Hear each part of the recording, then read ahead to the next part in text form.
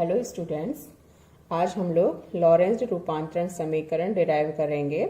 और जैसा कि पहले हमने लास्ट लेक्चर में बात की थी कि गैलीलियन रूपांतरण समीकरण जब प्रकाश का वेग को निश्चर माना जाए तब सत्य नहीं रहते और नए रूपांतरण समीकरणों की आवश्यकता हुई जो कि आइंस्टीन के आपेक्षिकता सिद्धांत पर खरे उतरें या सत्य रहें। तो इसके लिए रूपांतरण समीकरणों का मतलब ही होता है कि दो निर्देश तंत्रों के प्रेक्षकों द्वारा लिए गए मानों के बीच संबंध जिन समीकरणों की सहायता से बताया जाए उन्हें हम रूपांतरण समीकरण कहते हैं। या अगर एक निर्देश तंत्र का में हमें स्थिति, वेग या त्वरण या बल के लिए मान प्राप्त है तो दूसरे निर्देश तंत्र के प्रेक्षक के लिए हम ज्ञात कर सकें इन राशियों के मान, उन समीकरणों को हम रूपांतरण समीकरण कहते हैं। तो हमेशा की तरह हमने दो निर्देश तंत्र ले लिए हैं, एस और एस डैश, जो कि कार्टेशियन कोऑर्डिनेट सिस्टम है या कार्तीय निर्देश तंत्र है। और ये भी मान लिया है कि एस निर्देश तंत्र के सापेक्ष एस डैश प्लस एक्स दिशा में v वेग से गतिशील है और ये v जो वेग है वो नियत या कांस्टेंट है, तो कांस्टेंट वेग से गतिशील है। और चूंकि केवल x दिशा में गति मानी गई है यानी किसी भी समय पर y और z कोऑर्डिनेट्स हैं, उनके मान दोनों निर्देश तंत्रों में समान रहेंगे, यानी हमेशा y equals to y dash होगा और z equals to z dash होगा। अब शुरू में मान लेते हैं कि प्रारंभ में t is equal to t dash equals to 0 समय पर दोनों जो निर्देश तंत्र थे वो कोइंसाइड कर रहे थे। O और O डैश जो मूल बिंदु है वो कोइंसाइड कर रहे थे, जहां प्रेक्षक स्थित है x x डैश पर कोइंसाइड कर रहा था, y y डैश पर और z z डैश पर। और उस समय मान लीजिए कोई लाइट फ्लैश या दीप्त उत्सर्जित होती है, एक कोई लाइट फ्लैश एमिट होती है, तो ये लाइट फ्लैश है या दीप्त है, ये हाइगेन के तरंगाग्र सिद्धांत से गोलीय तरंगाग्र स्फेरिकल वेव फ्रंट की फॉर्म में आगे मूव करेगा, गति करेगा। और मान लीजिए कोई पिंड P बिंदु पर स्थित है जिसके कोऑर्डिनेट S निर्देश तंत्र में x y z है और S डैश निर्देश तंत्र में x डैश y डैश और z डैश है। तो ये हमने माना है कि S निर्देश तंत्र स्थिर है और उसके सापेक्ष S डैश है वो गतिशील है। तो ये तरंगाग्र जब दोनों मूल बिंदु संपाती थे तब ये उत्सर्जित होता हुआ P बिंदु पर पहुंचता है। तो S का प्रेक्षक जो है वो मान लीजिए नोट करता है कि T समय बाद मूल बिंदु से उत्सर्जित जो तरंगाग्र है या दीप्त है वो P बिंदु पर पहुंच जाता है। तो वो जो लगा समय है P बिंदु तक पहुंचने में S के प्रेक्षक द्वारा मापा गया वो T है। तो T का मान क्या होगा?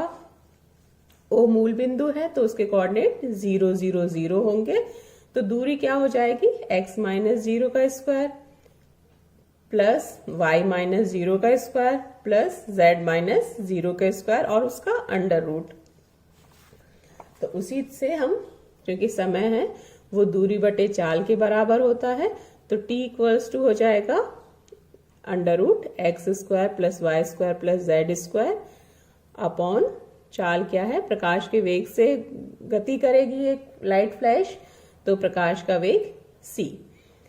तो t equals to under root x square plus y square plus z square upon c, या इसको उधर ले जाकर स्क्वायर कर दे दोनों तरफ का, तो c square t square equals to x square plus y square plus z square या x square plus y square plus z square minus c square t square equals to 0।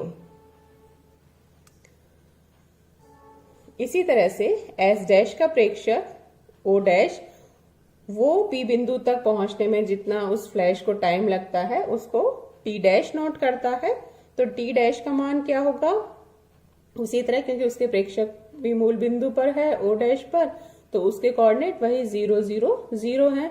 तो under root x dash square plus y dash square plus z dash square, इसका whole under root upon c इसलिए क्योंकि जो चाल है वो Einstein के द्वितीय अभिग्रहित के अनुसार प्रकाश की चाल सभी जड़त्वीय निर्देश तंत्रों में एक समान रहती है, तो वो इस बात पर डिपेंड नहीं करेगी कि एस डैश वेग गति कर रहा है तो उसमें भी जो चाल है प्रकाश के वो सी ही रहेगी। इसलिए t dash equals to under root x dash square plus y dash square plus z dash square upon सी।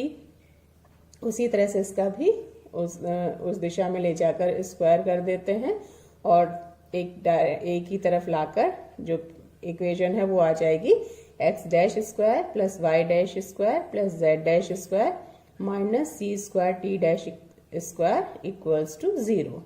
ये एस निर्देश तंत्र के लिए, ये एस डैश निर्देश तंत्र के लिए। लेकिन ये दोनों जो इक्वेशन हैं वो एक ही घटना के लिए प्राप्त हुई, यानी जब दोनों मूल बिंदु संपाती थे, दोनों निर्देश तंत्र कोइंसाइड कर रहे थे, उस समय एक फ्लैश उत्सर्जित हुई थी और वो पी बिंदु तक पहुंची है।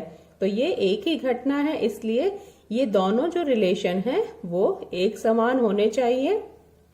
इसलिए हम लिख सकते हैं x square plus y square plus z square minus c square t square should be equal to x dash square plus y dash square minus z dash square plus z dash square minus c square t dash square. ये बहुत important relation है जो कहता है कि सभी निर्देश तंत्रों में इस राशि का मान एक समान होना चाहिए। और ये हम देखेंगे कि समय को भी फोर्थ कोऑर्डिनेट माना जाता है, तो ये एक विस्थापन का है। उसमें ये जो वैल्यू है वो चाहे कोई भी निर्देश तंत्र हो, सभी में ये मान एक समान होना चाहिए। ये एस में है तो एस डैश में भी इसी तरीके से ये लिखा जा सकता है। और कोई और निर्देश तंत्र जड़त्वीय मान है तो सभी निर्देश तंत्रों में ये मान समान प्राप्त होना चाहिए। अब हम देखते हैं कि जो हमने गैलीलियन रूपांतरण समीकरण निकाले थे उनमें ऐसा होता है या नहीं। तो गैलीलियन रूपांतरण समीकरण उनके अनुसार एक्स डैश, जो कि एक्स दिशा में ही गति हो रही है, इसलिए x dash equals to x minus v t, y dash equals to y, z dash equals to z, t dash equals to t. वही गति हमने केवल एक्स दिशा में मानी है, इसलिए वाई और जेड की वैल्यूज दोनों निर्देश तंत्रों में एक समान होगी। और साथ ही गैलीलियन रूपांतरण समीकरणों में समय है, टाइम है, वो इंडिपेंडेंट वेरिएबल माना जाता है। ये जो गैलीलियन रूपांतरण समीकरण है ये टाइम इंडिपेंडेंट इक्वेशंस है। इनमें समय के लिए कोई रूपांतरण समीकरण नहीं था और जो समय है यानी वो सभी निर्देश तंत्रों में, जड़त्वीय निर्देश तंत्रों में एक समान माना गया। तो ये वैल्यूज अगर हम यहाँ पर पुट करते हैं तो x square plus y square plus z square minus c square t square, x dash equals to x dash square था तो उसकी जगह लिख देते हैं एक्स माइनस वी टी का square plus y dash square y square के बराबर है प्लस जेड डैश स्क्वायर था तो वो Z dash square Z square के बराबर हो जाएगा minus c square t dash square था तो T dash square t square के इक्वल। यहाँ minus c square t square, ये सब वैल्यूज एक दूसरे से कैंसिल हो रही हैं, या ये जो टर्म्स हैं वो दोनों तरफ इक्वल आ रही हैं। ये इधर भी इसी तरीके से, लेकिन इधर केवल एक्स स्क्वायर है और यहाँ पर हम इसको ओपन करेंगे तो इधर जो टर्म्स हैं वो आ जाएगी, इसका होल स्क्वायर है तो x square minus 2x v t plus v square t square. तो ये जो दो टर्म्स हैं ये एक्स्ट्रा आ रही हैं, जो राइट हैंड साइड में माइनस 2x वी टी और plus v square t square, ये दो टर्म्स एक्स्ट्रा हैं। इन दो एक्स्ट्रा टर्म्स की प्रेजेंस की वजह से लेफ्ट हैंड साइड और राइट हैंड साइड जो इक्वेशंस हैं वो समान, जो टर्म्स हैं वो समान प्राप्त नहीं हुई। इसका मतलब गैलीलियन रूपांतरण समीकरण की जब हमने पुट किया तो जो राइट हैंड साइड में अगर पुट करते हैं तो लेफ्ट हैंड साइड प्राप्त होनी चाहिए थी, लेकिन ऐसा नहीं हो रहा और दोनों जो टर्म्स हैं राइट हैंड साइड और लेफ्ट हैंड साइड में वो इन दो एक्स्ट्रा टर्म्स की प्रेजेंस की वजह से बराबर नहीं आती। तो इससे यह सिद्ध होता है कि गैलीलियन रूपांतरण समीकरण आइंस्टाइन के आपेक्षिकता सिद्धांत पर खरे नहीं उतरते। यानी प्रकाश का वेग सभी निर्देश तंत्रों में समान मानने पर, यहाँ हमने s में भी c लिखा था और s डैश में भी c लिखा था, तो प्रकाश का वेग सभी निर्देश तंत्रों में अचर या समान मानने पर गैलीलियन रूपांतरण समीकरण सत्य नहीं रह पाते। और इसका मतलब है कि जब प्रकाश के वेग की बात होती है, जो वेलोसिटीज है वो प्रकाश के वेग के कंपेरेबल होती हैं, तो उस समय गैलीलियन रूपांतरण समीकरण सही नहीं होते और नए रूपांतरण समीकरणों की आवश्यकता होती है। इन रूपांतरण समीकरणों में क्या चेंज हो सकता है कि समय है वो भी, उसके लिए भी एक ट्रांसफॉर्मेशन रिलेशन लिखा जाए। समय है अनाश्रित रूपांतरण समीकरण ना होकर समय आश्रित रूपांतरण समीकरण होंगे, यानी समय के लिए भी रूपांतरण समीकरण होगा अगर प्रकाश के वेग को हम सभी जड़त्व निर्देश तंत्रों में समान मानकर चलते हैं। तो ये जो नए रूपांतरण समीकरण है उनमें केवल पोजीशन हम x, y, z मानते हैं, उनके लिए ना लिखकर समय के लिए भी एक ट्रांसफॉर्मेशन रिलेशन लिखा जाएगा, जो कि इस जो इक्वेशन है ये जो सभी में समान होनी चाहिए, x square plus y square plus z square minus c square t square equals to x dash square plus y dash square plus z dash square minus c square t dash square, इस equation को satisfy करे। उसके लिए जरूरी है कि समय के लिए भी ट्रांसफॉर्मेशन रिलेशन लिखे जाएं।